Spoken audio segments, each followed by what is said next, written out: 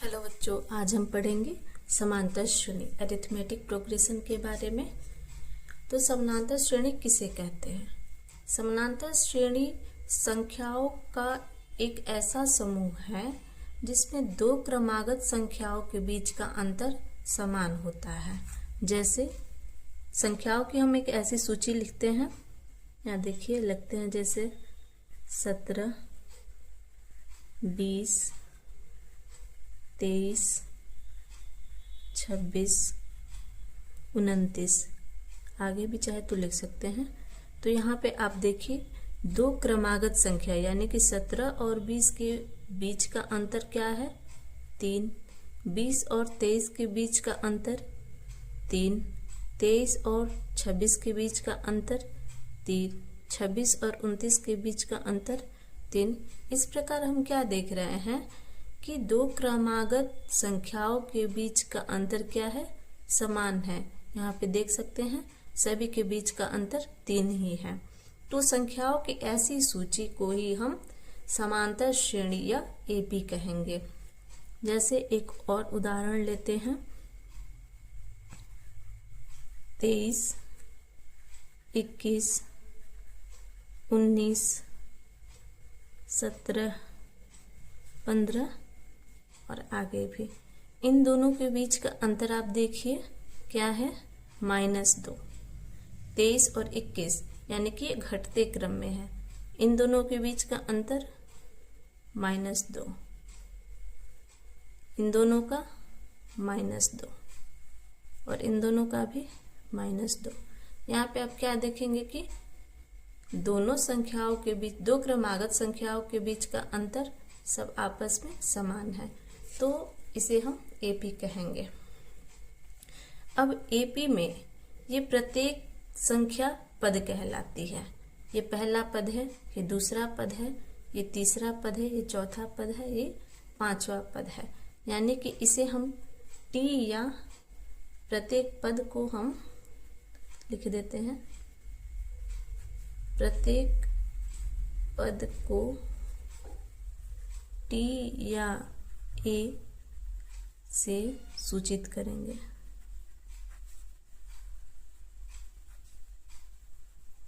करते हैं। और ये जो अंतर है, दो संख्याओं के बीच जो अंतर है, इसे हम सार्व अंतर कहते हैं। सार्व अंतर यानी कि कॉमन डिफरेंस।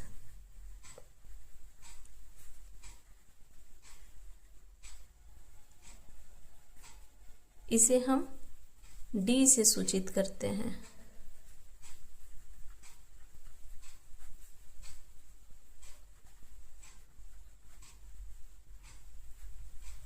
सार्व अंतर का मान हमेशा धनात्मक, ऋणात्मक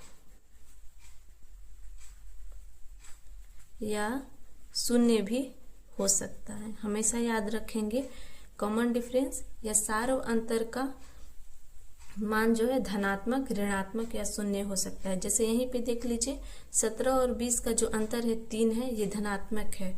और यहाँ पे देख लीजिए 23 और 21 का अंतर 2 है, ये ऋणात्मक है। हम सार्व अंतर जब भी निकालते हैं तो दूसरे पद में से पहले पद को घटा के निकालते हैं। हम पहले पद में से दूसरे पद को नहीं घटाते हैं, दूसरे पद में से पहले पद को घटाते हैं। आप यहाँ पे देख लीजिए हमने 23 में से 20 घटाया है, 26 में से 23 घटाया है, 29 में से 26 घटाया है। यहाँ पर भी आप देखिए मैंने 21 में से 23 घटाया है, 19 में से 21 घटाया है। तो जब भी हम सार्व अंतर निकालेंगे, जब भी हम सार्व अंतर निकालेंगे तो हम क्या करेंगे? दूसरे पद में से पहले पद को घटाएंगे। दूसरे पद में से क्या घटाएंगे? पहला पद। इन पदों को हम यहाँ पे जैसे लिख चुके हैं, टी या ए से सूचित करते हैं। जैसे कोई पद है 2, 4, 6, 8, 10 ... तो इन पदों को हम T1 यानी कि पहला टर्म, T2 यानी कि दूसरा टर्म, तीसरा टर्म, चौथा टर्म या पांचवा टर्म, या इसे हम A1, A2, A3, A4 या A5 हम अपनी सुविधा के अनुसार यहाँ पे कोई भी चर संख्या रख सकते हैं। जैसे मैंने यहाँ पे A रखा है, यहाँ पे मैंने टर्म के लिए T1, T2, T3 ऐसे रखा है। आप भी अपनी सुविधा के अनुसार कोई भी चर संख्या रख सकते हैं। यहाँ पे आप देखिए कि सार्व अंतर को जैसे मैंने पहले बता दिया, दूसरे पद में से पहले पद को घटाते हैं, यानी कि D क्या होता है, A2 माइनस A1 बराबर, ये A2 माइनस A1 बराबर क्या हो जाएगा, A3 माइनस A2 बराबर A4 माइनस A3 बराबर A5 माइनस A4, यानी कि इन दो पदों का अंतर हमेशा क्या होगा, समान होगा।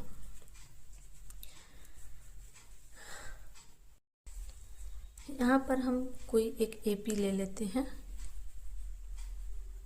AP कोई एक ले लेते हैं, जैसे 15, 25, 35, 45, 55 और आगे भी। इससे पहले हम बता चुके हैं कि AP के प्रथम, ये जो हुआ प्रथम पद हुआ, ये द्वितीय पद, ये तृतीय पद, ये चतुर्थ पद और ये पांचवा पद। तो इसको हम लोग A1, A2, A3, A4, A5 से सूचित कर देते हैं। और सार्व अंतर हमने निकालना अभी सीखा है। सार्व अंतर हम कैसे निकालेंगे, दूसरे पद में से पहले पद को घटाएंगे। आप चाहें तो कोई भी पद ले सकते हैं और उसमें से उसके पहले वाले पद को घटा सकते हैं। तो यहाँ पर हम सार्व अंतर निकालने के लिए A2 माइनस A1 कर रहे हैं। A2 क्या है, 25 है और A1 क्या है, 15 है। तो अंतर हमें कितना मिल गया, 10, यानी कि सार्व अंतर कितना है, 10 है। आइए यहाँ पे हम इसके पदों को अब लिखते हैं, A1, A2, A3, A4, A5, और हम मानते हैं कि इसके आगे और भी कई पद आएंगे जिसकी हमें संख्या नहीं प्राप्त होगी कि ये कौन सा पद है। तो उसके लिए हम क्या लिख लेते हैं, Nवां पद। तो A1 बराबर हमारा कितना दिया हुआ है, 15। A2 कितना दिया हुआ है, 25। A3 35, A4 45, A5 55 और AN जो कि हमें पता नहीं है। अगर आप देखें A2 को तो ये क्या है, पहला पद यानी कि A1 और सार्व अंतर यानी कि 10 का योग है। तो इसके बगल में हम लिख देते हैं, A1 के जगह पे हम सिर्फ A लिखते हैं और सार्व अंतर यानी कि 10 के जगह पर हम D लिखते हैं। यहाँ पे हम ऊपर में संकेत में आपको समझा देते हैं, 15 + 10। यहाँ पे आप देखिए A3 में दिया हुआ है 35। 35 क्या है, 35 को क्या हम ऐसे लिख सकते हैं, 15 + 10 + 10, 15 10 25 और 10 35, यानी कि ये हमारा क्या है, A है और ये क्या है, D है और ये भी क्या है, D है। उसी तरह हम A4 को भी लिखेंगे, पहले 15 लिखेंगे, फिर 10, फिर 10, फिर 10। उसी तरह A5 को भी लिखेंगे 15 और 15 के बाद कितने 10, 4 10, यानी कि 4 × 10। ऐसे भी हम लिख सकते हैं और चाहे तो ऐसे भी लिख सकते हैं। तो ये क्या हमें प्राप्त हुआ, ये तो हुआ A + D और ये हुआ 15 को हम A लिखेंगे और 1 D और 2 D, कितने D, 2 D। यहाँ पर देखिए 1 D और 1 A और कितने डी, 1 2 3, 3 डी। यहाँ पर आप देखिए ये क्या है, ए है, और ये कितना डी है, 4 डी, है ना। तो आप देखिए A2 निकालने के लिए हमने A में 1 डी जोड़ा, A3 निकालने के लिए हमने A और 2 डी जोड़ा है, A4 के लिए हमने A और 3 डी जोड़ा है, A5 के लिए हमने A और 4 डी जोड़ा है। आप यहाँ पे एक अनुक्रम देख पा रहे होंगे कि यहाँ पे हम दूसरा पद निकालने के लिए 1 बार डी जोड़ रहे हैं, तीसरा पद निकालने के लिए 2 बार डी जोड़ रहे हैं, चौथा पद निकालने के लिए 3 बार डी जोड़ रहे हैं, और 5वां पद निकालने के लिए 4 बार डी जोड़ रहे हैं। यानी कि हमें जौन सा पद निकालना है, जो भी पद निकालना है, उससे एक कम डी जोड़ रहे हैं। क्या इसे हम ऐसे भी लिख सकते हैं, A + 2 - 1 × D, क्योंकि 2 में से 1 जाएगा, 1 बचेगा और D हुआ।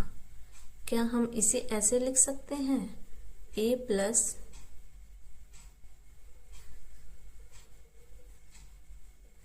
क्योंकि आप यहाँ पे देख रहे हैं 3 में से 1 घटेगा तो 2 बचेगा और D ये है। इसे भी हम उसी तरह लिख सकते हैं, A + 4 - 1 और D। उसी तरह इसे भी हम लिख सकते हैं, A + × D। यानी कि हम ये देख रहे हैं कि दूसरा पद के लिए हम A + 2 - 1 × D, तीसरा पद के लिए A + 3 - 1 × D, चौथे पद के लिए A + 4 - 1 × D, पांचवें पद के लिए A + 5 - 1 × D। तो क्या हम nवें पद के लिए A + n - 1 × D लिख सकते हैं? क्योंकि देखिए A तो सभी में है, तो मैंने A सभी में, इसमें भी A लिख दिया। यहाँ पे देखिए 2 - 1, यानी कि दूसरे पद के लिए हमने 2 - 1 किया है, तीसरे पद के लिए 3 - 1, इसके लिए हमने 4 - 1 और इसके लिए हमने 5 - 1। तो n के लिए भी हमने n - 1 किया है, और D सभी में गुना में है, आप देख पा रहे हैं। तो इसके गुना में हमने D कर दिया। यानी कि ये जो संख्या हमें प्राप्त हुई, ये nवें पद के लिए हमें, ये जो हमें प्राप्त हुआ, ये हमें nवें पद को प्राप्त करने का सूत्र प्राप्त हुआ। जैसे यहाँ पे देखिए A5 तक ये दिया हुआ है AP। अगर हमें 10वां पद ज्ञात करना है, यानी कि A10 ज्ञात करना है, तो हम इसे ऐसे ज्ञात कर सकते हैं। जैसे A + यहाँ पे n के जगह पे हम लोग क्या लिखेंगे, 10 - 1 × D। A के जगह पे हम लोग क्या लिखेंगे, आप देखिए A क्या है, A 15 है, और 10 में से 1 गया 9, और D कितना है, D 10 है। यानी कि 15 + 90 कितना हो गया, 105। आप अगर इसे 10वें पद तक आगे बढ़ाते हैं तो 10वां पद हमें 105 प्राप्त होगा। या हम इसे n - 1 ना करके भी, जैसे A 10वां पद ज्ञात करना है तो हम इसे सीधे A + 9D भी लिख सकते हैं। यानी कि A का मान क्या है, 15 + 9, और D कितना है, 10। यानी कि 15 + 90, तो ये कितना हो गया, 105। इस तरह AP का जब अनुक्रम दिया रहे तो हम उसमें से पहला पद और सार्व अंतर निकालकर AP के किसी भी पद को ज्ञात कर सकते हैं। और ये रहा हमारा AP के पद ज्ञात करने का सूत्र।